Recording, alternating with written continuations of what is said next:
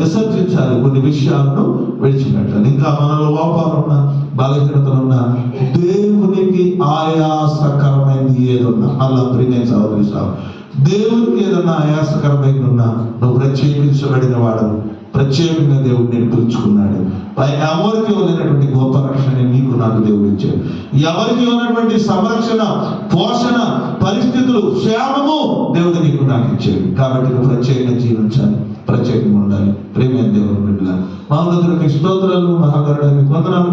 ఇందువరకు మాతో మాట్లాడారు. ప్రత్యేకంగా ఉండాలని, ప్రత్యేక స్థలాల్లో ఉండాలని, ప్రత్యేకమైనటువంటి వ్యక్తులతో జీవించాలని, ప్రత్యేకమైన నిర్ణయాలు తీసుకోవాలని, ప్రత్యేకంగా మేము ఏ విధంగా ఉండాలన్న విషయాలు మీరు మాతో మాట్లాడినందుకు ఇస్తారు. నా జీవితంలో ఈ లోకంలో ఉంటున్నప్పుడు పవిత్రులుగా, ప్రత్యేకంగా, పరిశుద్ధులుగా, దైవికంగా జీవించే మనసు, ఆలోచన దయచేసి పాపులలో చేర్చకుండా, అవిశ్వాసులతో చేర్చబడకుండా, అపవిత్రమైన స్థలాల్లో చేర్చబడకుండా నైనా మిమ్మల్ని మేము ప్రత్యేకించబడి ఈ లోకంలో జీవించే ప్రత్యేకంగా మమ్మల్ని మేము నైనా దేవుడి దగ్గర ప్రతిష్ఠించుకుని, లేకపోతే మృక్కుని నాజీరు చేయబడి మేము జీవించే కృప దయచేయండి. ఈ మాటలు అందరినీ దీవించి ఆశీర్వదించమని మిమ్మల్ని స్తుతిస్తూ మీ నామాన్ని మేము ప్రస్తుతం ఈ వాక్యాన్ని చేతులుగా అప్పగిస్తూ ఏస్తున్నామని తండ్రి. ఆమేన్.